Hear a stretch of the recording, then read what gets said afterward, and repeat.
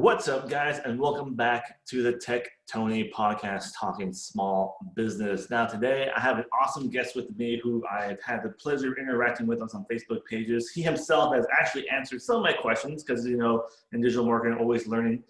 Folks, I got Mark Kelly here with us. Mark, tell us a little bit about you and your company, man. Hey, it's great to be with you. I own Inbound Revenue. We're a Google Ads company. We do both white label and direct clients, and we work with both lead gen and e-commerce clients. That's awesome. Mark, tell everyone how long you've been in business. How long have you been doing PPC? I've been at it for a little while. I started in 2003, so that puts us somewhere around 17, 18 years. I started an e-commerce business back when, e-commerce was easy and money was flowing on the internet like water, and ran some Google ads, and to my surprise, next thing you know, I had some sales, and I was sold. I had an IT background, so it was a natural fit due to the interface and the amount of data. And it was also a good choice, given that over time, Google basically pulled away all the data that you'd ever want from SEO.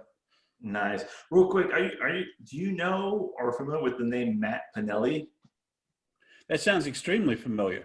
He's changed his name. I'm not going to announce what his name is now because he's asked me not to disclose it because he's closest group of friends, but he's actually my mentor. And I think you and him are always in the same chat groups answering like questions with each other. And whenever I see Mark show up, if I'm in a chat, and it's not a race of who's better or whatever, but whenever I see a chat, I try to interact with them. But if I see Mark or Matt have already answered the question, I'm like, well, that problem's been solved.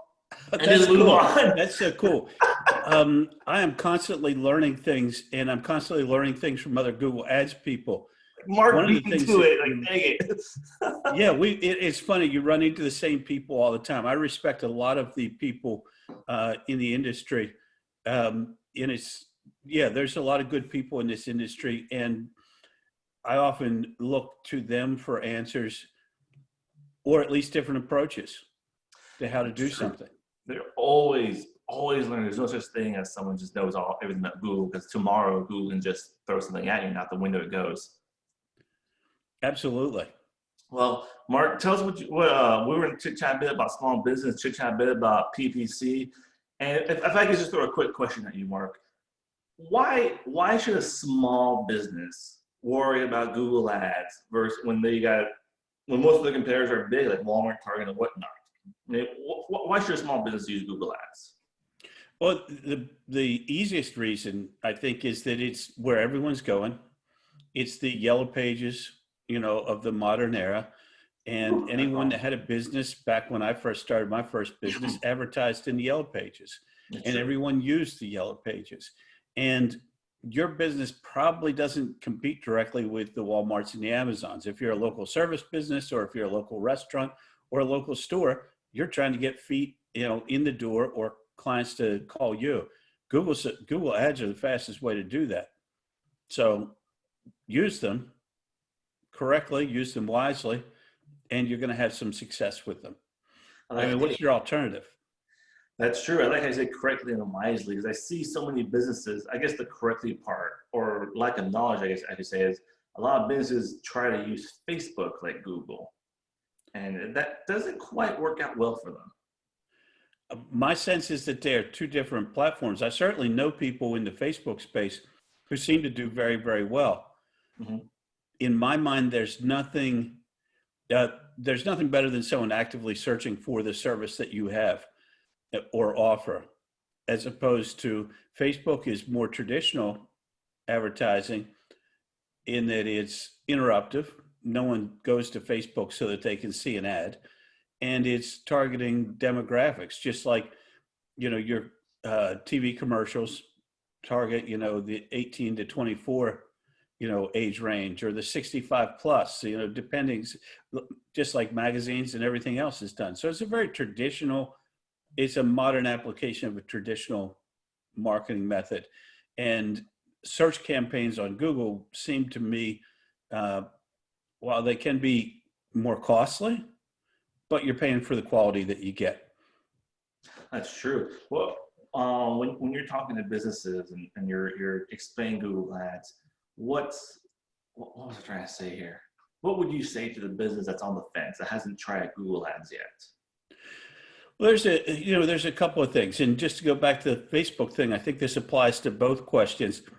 If you wake up and there's a big watery mess in your bathroom and you have the type of plumbing skills that I have, do you run to Facebook or do you run to Google? People whip out their phone. They go, I need a plumber. I need a plumber now. Where's it close? Exactly. Plumber near me. There's no one going to. Now, if you need an interior designer or you need a reference on something that's not an emergency service, you might ask your friends on Facebook, but no one goes to Facebook to find a thing. People actually grab Google, just like, to use this reference again, just like they grabbed the phone book and said, I need to find someone to come walk my dog, to come, fix my broken sink, whatever the case may be. So it's the immediacy of it. The thing that I say all the time to small businesses is, are you cool with the fact that your bigger, better competitor down the street is on there? So all the people that are searching for your service in your area, those exact people that you say you want to reach, well, your competitors are reaching them. So how badly do you really want to reach them if you're not getting the lowest hanging fruit available to you as a business? And to me, it's just low hanging fruit. You have to approach it smartly. And there are some niches or some businesses, to speak in business talk, that are more expensive than others, but that's the space you decide to play in. That's true. Definitely difference in cost. That's definitely true. Do you have a particular business that you like to work in, or a particular niche that you enjoy working with the most? No, I have some that I like. I'm not going to say that they make the most business sense all the time. I like landscaping businesses for a number of reasons.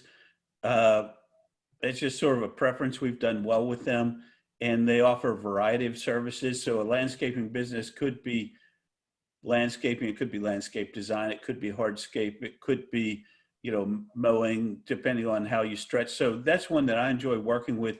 I just like working with any small to medium-sized business that has a good service and wants to reach out to the community and let them know that they have it. We also do a lot of work with e-commerce. And one thing that I'll say, this is sort of inside baseball type of thing, but one reason I like working with e-commerce is you get immediate feedback on whether your work was effective or not, because you see the sales and revenue pile up, assuming that you have your settings set up correctly. Mm-hmm. Whereas with your lead generations, particularly with a smaller client or a smaller business, they may not have their sales processes nailed down. They may not have things go into a CRM right away. It's harder to get feedback on the effectiveness of the work that you've done.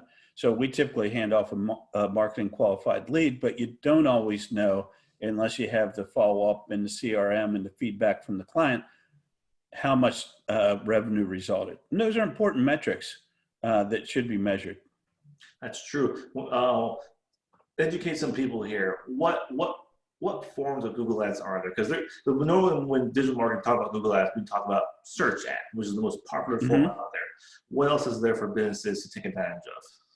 Well, there's a plethora of opportunities. Search ads are obviously your most common, I would say, and the low-hanging fruit for lead generation. But you also have display, where you can target people, much like you do on Facebook, though probably with less specificity, I would say, where you can target people by demographic, age, sex, that sort of thing. You can target people regionally. And then remarketing ads, where someone comes to your site and then you follow them around creepily around the internet as they visit other sites. Very effective. Shopping campaigns, where you're looking for red shoes and you see the ads pop up at the top of the Google search results that take you directly to an e-commerce site. And then there's YouTube, where there's a lot of opportunity in YouTube, especially, I mention this now because I've seen a significant uptick in interest in YouTube, which is, if you think about it, is a search engine in its own right. and Facebook ads having had a lot of problems recently with Facebook ads, Facebook accounts, I've sensed that people are looking at YouTube as an opportunity there. It's a little bit harder to play there because you need to have some sort of video assets there, which is more difficult to create than, say, a landing page. But I've seen a lot of uptick in interest lately in YouTube ads. So that's basically the networks that you can run on for Google. I don't know if you had a chance to look at it because I know it's fairly new. Have you seen, it's a new form of ad targeting called the location ad, where it plays a video in the search? It's like only a few weeks old. A buddy of mine pointed out to it that if a business, it's great. It's good for small businesses, but they have to have content, meaning a YouTube channel, to be able to leverage that form of advertising. I think I'm saying it wrong. I'm going to Google that right after we get off this call. Yeah, you're speaking of always learning. If you go to create a new campaign, on the second row, it'll say like location targeting map, and the little animation on it will look like a Google Maps display. Okay, yeah, no, I read about that, but I haven't seen it I don't recall even seeing it in the interface.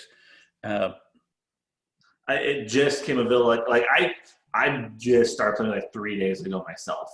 Is it one of those things they're rolling out in dribs and drabs? Because I've seen that sometimes where they implement something to certain sectors of the user base. I don't know. I'll check it out though. It is coming out. It is going everywhere. It will be something that's used. I thought it was very interesting because you mentioned the YouTube stuff. It's my buddy pointed out. He was like, if your clients don't start making content, they're not going to be able to leverage everything Google has to offer. What part of that content is an active YouTube channel? That's good because Google that's not surprising, I guess is the thing to say, because Google has been pushing content like forever.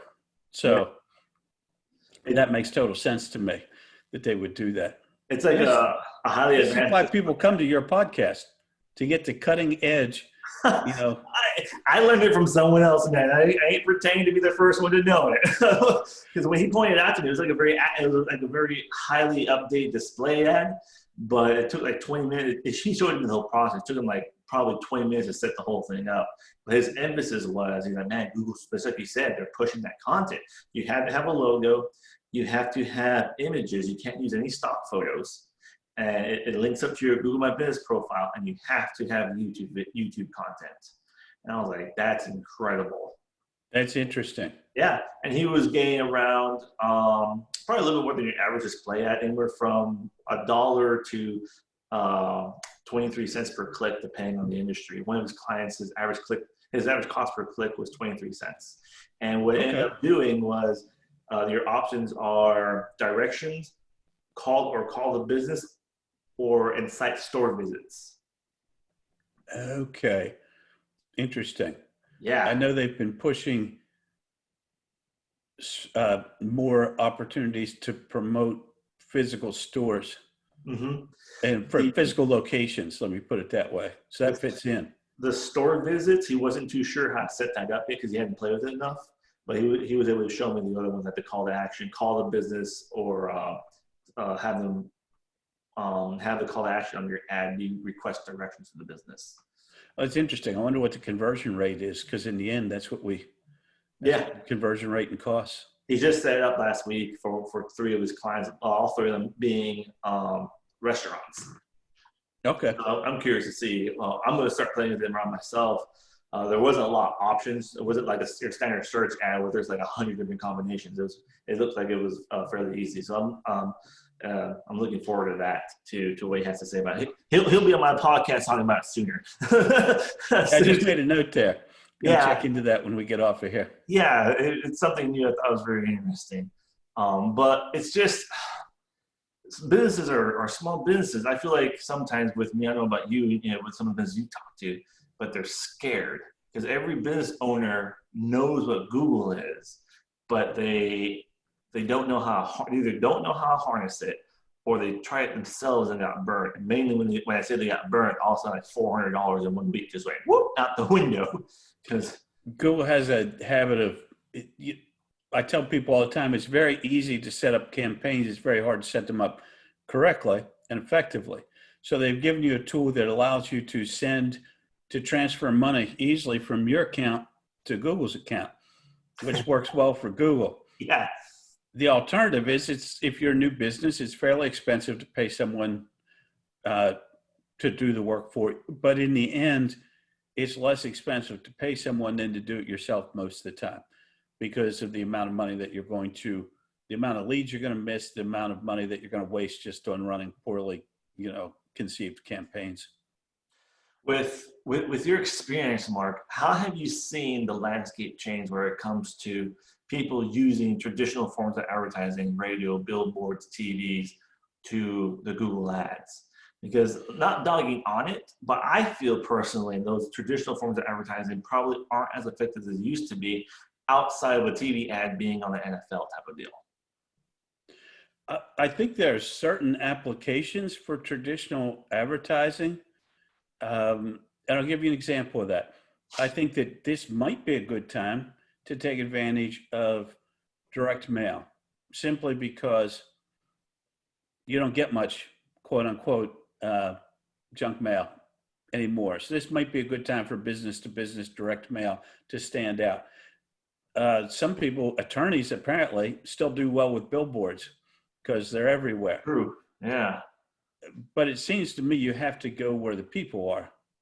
And the people are obviously online more than anywhere else. And then you just have to find the right strategy that meshes with the product or service that you offer. That can be the challenge, to try to figure out how to target your audience correctly. One of the things that people expect, and this might be off topic a little bit here, but I run into this with advertisers, that they expect that they can take they haven't given a lot of thought to marketing their business, and they're very good at what they do, but they haven't thought about how to differentiate their business, how to create offers that are going to entice clients, those sorts of things. So the challenge is to think like a marketer and think like a consumer, and that takes more than just, that doubles up the difficulty for the average business owner running their own ads, because now not only do they have to know Google, which you can't know. We just figured that out right here, that even though we do this all day, you're like, have you seen this thing? So you can't know that. The other thing that you probably don't know a lot about is marketing. We do this stuff all day long. So you start to know, well, I'm going to have an offer. I'm going to have something to get them in the door. I'm going to have something to make them pick up the phone, blah, blah, blah, that sort of thing.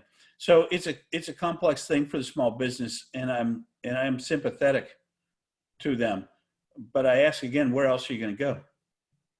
That's true. That's true. Do you do any work with Bing or Yahoo ads?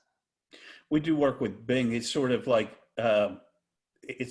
you exhausted all the work, ad spend that you can on Google. Do you want to go over to Bing? That's still how we approach it. Because Bing's just still 10% of the market, I guess. I'm not sure what the numbers are now. A smaller percentage of the market. I've been pushing the need. I haven't started studying Bing yet, but people have told me that it's exactly like Google ads. Like it's the same thing. Yeah, it's the exact same thing. We literally can copy campaigns from Google into Bing and then make some modifications, and then you just have to opt them differently. There's nothing wrong with Bing. It just has a lot fewer eyeballs. I guess that's the thing that's wrong with Bing. It has a lot fewer eyeballs. It's true.